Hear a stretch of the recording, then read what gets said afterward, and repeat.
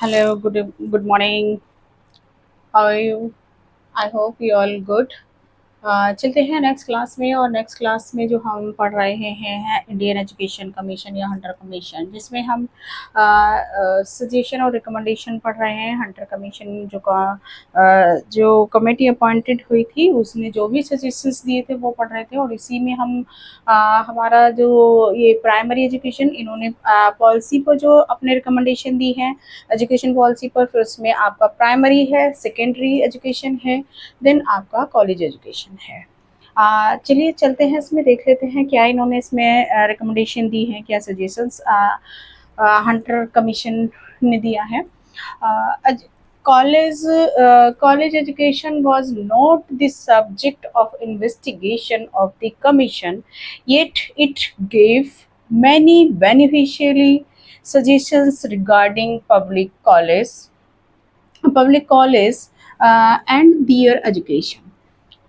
जो ये कमीशन आया था, बेसिकली ये कमीशन था आपकी जो 1854 का जो वुड डिस्पैच था, उसका रिव्यू के लिए ये कमीशन, ये कमेटी अपॉइंटेड हुई थी।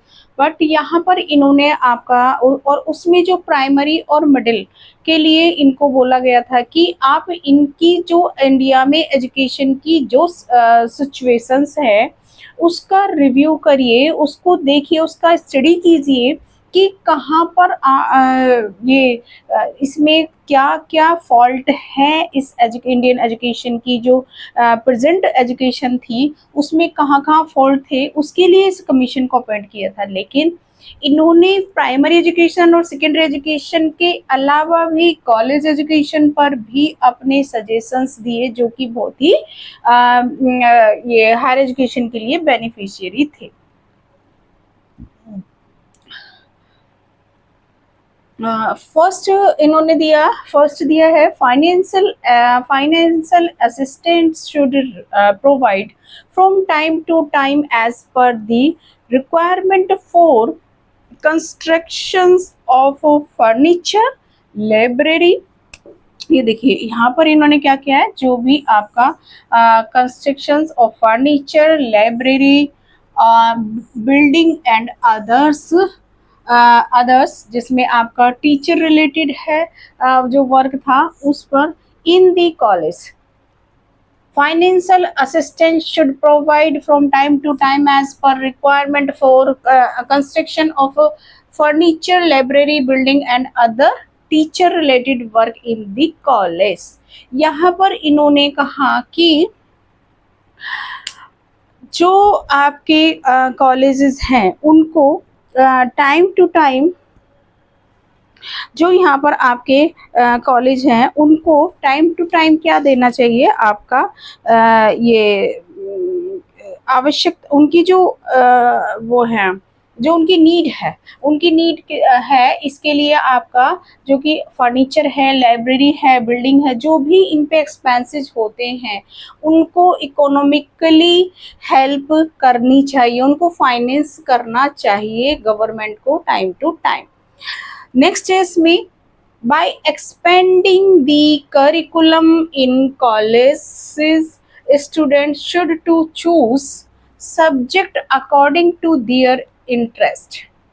सेकेंड इन्होंने बात करी है कि जो आपका करिकुलम है, यहाँ पर इन्होंने क्या कहा है, एक्सपेंडिंग द करिकुलम को एक्सपेंड किया जाए, जो कॉलेज का करिकुलम है उसको एक्सपेंड करके, और जो आपके स्टूडेंट्स हैं उनके इंटरेस्ट जो भी वो चूज करते हैं अकॉर्डिंगली वैसे ही सब्जेक्ट इसको करिकुलम को एक्सपेंड किया जाए। जैसे कि हम अगर आज देखते हैं तो डिफरेंट प्रोफेशनल तरीके से हम डिग्रियां लेते हैं, तो उसमें हर एक सब्जेक्ट का जो करिकुलम है उसको एक्सपेंड कर दिया गया है। हर एक एरिया का अपना करिकुलम होता है। आपको जो बच्चों के इंटरेस्टेड है, जो सोसाइटी बच्चों का इंटरेस्ट प्लस जो सोसाइटी की नीड है, उसके अकॉर्डिंगली करिकुलम को फॉर्म किया जाता है, फ्रेम किया जाता है।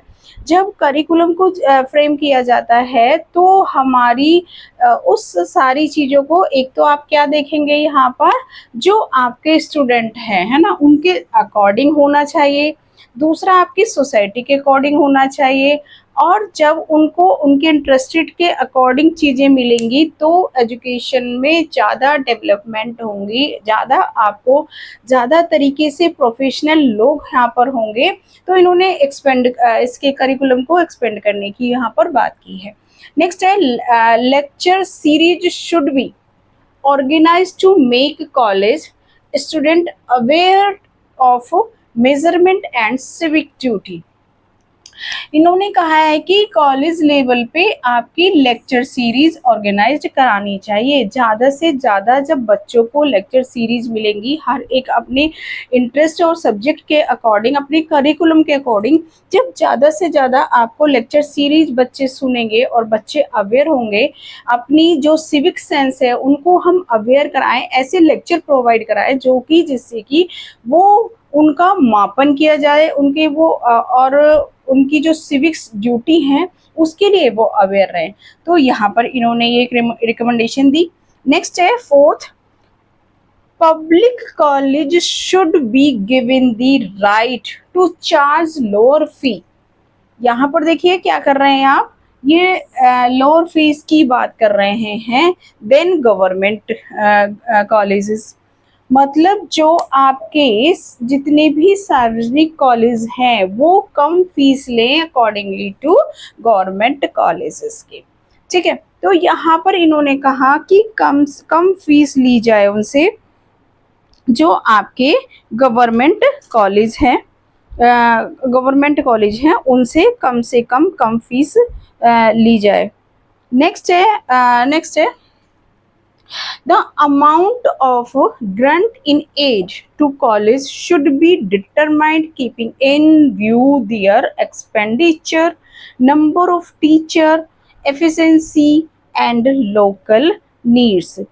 तो यहाँ पर इन्होंने कहा कि जो कॉलेज हैं उनको क्या, एक तो यहाँ पर इन्होंने ग्रांट की बात की है, ग्रांट इन एड। ठीक है, तो एड दी जाए उनको, जिससे कि जो भी उनका खर्चे होते हैं, जो भी उनका एक्सपेंडिचर होता है किस पर, जो आपके क्या है यहाँ पर टीचर्स और ये एफिशिएंसी एंड लोकल नीड्स, जो भी आपकी लोकल नंबर ऑफ टीचर्स हो गए, टीचर जो आपके शिक्षकों की संख्या और आपकी efficiency of lower needs, local needs, जो भी आपकी टीचरों की संख्या है उस पर, जो भी आपकी लोकल एरियाज की जो नीड है उस पर एक्सपेंड हो, इसीलिए ग्रांट दिया जाना चाहिए कॉलेजों को। तो यहाँ पर इन्होंने ये भी अपनी एक वो हाँ, यहाँ पर जो ये बात कर रहे हैं कि ये जो आपकी एड दी जाए, इन सब के खर्चों को, जो भी आपके एक्सपेंडिचर हैं उनको ध्यान में रखकर निश्चित की जाए।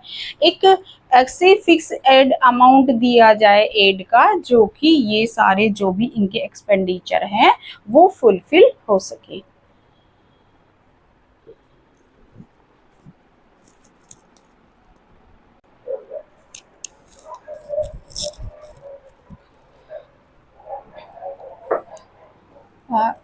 नेक्स्ट जो अभी हम इसी कॉलेज एजुकेशन को पढ़ रहे हैं, इसी में नेक्स्ट है 6 पॉइंट है, appropriate scholarship should be provided to student studying in college। जो विद्यार्थी, जो स्टूडेंट्स आपके कॉलेज में पढ़ रहे हैं उनको स्कॉलरशिप प्रोवाइड कराई जाए, जिससे कि इसका रीज़न था कि जो हमारे यहाँ पर बहुत सारी पॉपुलेशन ऐसी थी जो एजुकेशन नहीं ले पा रही थी। तो यहाँ पर यहाँ की सिचुएशंस को देखकर इन्होंने रिकमेंड किया कि यहाँ पर बच्चों को एजुकेशन देने के लिए आपको स्कॉलरशिप प्रोवाइड करानी चाहिए। तो ये एक इनका सजेशन था। नेक्स्ट है, while appointing teacher in college. देखो यहाँ तो इन्होंने क्या कहा, एप्रोप्रिएट स्कॉलरशिप प्रोवाइड कराई जाए स्टूडेंट्स को। अब ये कह रहे हैं while appointing teacher in college, जो आप टीचर को अपॉइंट करोगे कॉलेज में, वो किसको preference, preference should be given to Indians educated in European university, जो आपके यूरोपियन यूनिवर्सिटी से डिग्रियां ली हैं उनको प्रेफरेंस दो कॉलेज में अपॉइंट, टीचर अपॉइंटेड के लिए। जो टीचर अपॉइंट करेंगे आप, वो बाहर की यूनिवर्सिटी से यानी कि यूरोपियन यूनिवर्सिटी से पढ़े हुए होने चाहिए। तो जो लोग इंडियन, ऐसा नहीं था इंडियन यूनिवर्सिटी में पढ़े हुए लोगों को ये अपॉइंट नहीं कर रहे थे, लेकिन यहाँ पर इन्होंने ये एक अपना रिकमेंड किया कि उनको ये पहले से ही, क्योंकि ये ब्रिटिशर्स थे और हर एक चीज़ को अपनी को बेटर मानते थे, तो इसीलिए यहाँ पर इन्होंने ये रिकमेंड किया कि यूरोपियन यूनिवर्सिटी से पढ़े हुए टीचर्स को ही अपॉइंट किया जाना चाहिए, मतलब उसको प्रेफर किया जाना चाहिए। नेक्स्ट है नेक्स्ट 8 पॉइंट है, in order to raise the moral standard of college student, they should be introduced to the principle of natural religion and, यहाँ पर ये क्या कह रहे हैं, जो आपके नेचुरल रिलीजन्स के जो सिद्धांत हैं वो एंड ह्यूमन रिलीजन्स, यानी कि जो आपके यहाँ पर बच्चों के चरित्र को, बच्चों के मोरल को ऊपर उठाने के लिए इन्होंने यहाँ पर कहा कि जो आपका नेचुरल रिलीजन है और ह्यूमन रिलीजन, मतलब मानव धर्म और प्राकृतिक धर्म, इन दोनों को से ही इनको इंट्रोड्यूस कराया जाना चाहिए, इन दोनों को ही इससे इंट्रोड्यूस कराया जाए, जिससे कि बच्चे का एक जो मोरल है वो डेवलप हो, वो उसका एक स्टैंडर्ड हो, उसके लिए इन सब से इनको इंट्रोड्यूस कराया जाए। अब इसी में जो आयोग ने जितनी भी चीज़ें रिकमेंड की, इसमें इन्होंने जो यहाँ पर डॉक्टर एस एन मुखर्जी हैं, according to doctor S N Mukherjee, इन्होंने यहाँ पर बात की है, यहाँ तक तो भी ये रिकमेंड किए इन्होंने। उसके बाद यहाँ पर इन्होंने एक वो बताया कि दी commission endorsed the views that the government should withdraw from direct action in the field of college education। आयोग ने यहाँ पर ये भी कहा है कि जिस तरह से आपने जो आपके मिडिल स्कूल से आपने अपने आप को सेपरेट किया, धीरे धीरे सेपरेट किया, वहाँ पर यहाँ पर भी ये जो आपका आयोग है, जो ये कमीशंस है, इसने ये बोला कि यहाँ पर भी आपके डायरेक्ट एक्शन से आप अपने आप को हटा लीजिए। इन्होंने कहा कि धीरे धीरे, इनका जो यहाँ पर व्यू था कि आप अपने आप को विड्रॉ कर लो, आप हटा लीजिए, और जितने भी जो सार्वजनिक विद्यालय हैं, सार्वजनिक कॉलेज हैं, वो ही यहाँ पर खोले जाने चाहिए, उन्हीं की स्थापना ज़्यादा से ज़्यादा होनी चाहिए।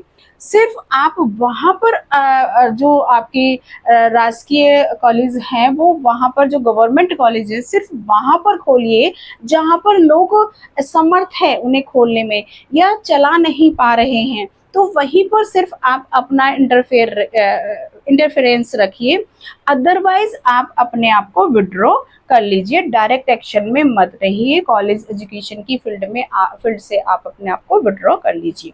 तो यहाँ पर ये आयोग ने सजेशंस दिए, ऐसे ही इन्होंने मिडिल में दिया। मिडिल एजुकेशन की जब बात कर रहे थे हम, सेकेंडरी एजुकेशन या मिडिल एजुकेशन की जब बात कर रहे थे, तो उसमें भी इनका सेम था कि गवर्नमेंट को धीरे धीरे अपने आप को अलग कर लेना चाहिए, जो भी इंडिविजुअल जो एफिशिएंसी से वर्क कर रहे थे एजुकेशन के एरिया में, वही लोगों को हैंडओवर कर देना चाहिए। ऐसे ही इन्होंने यहाँ कॉलेज की एजुकेशन के उसमें भी बोला।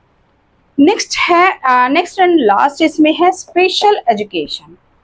अब स्पेशल एजुकेशन में इन्होंने बात की है, फर्स्ट स्पेशल एजुकेशन उन लोगों के लिए जो यहाँ पर हम देख रहे हैं कि मुस्लिम एजुकेशन, स्पेशल एजुकेशन में जो इन्होंने बात की मुस्लिम एजुकेशन के लिए, वुमेन एजुकेशन के लिए और रिलीजियस एजुकेशन पर बात की है।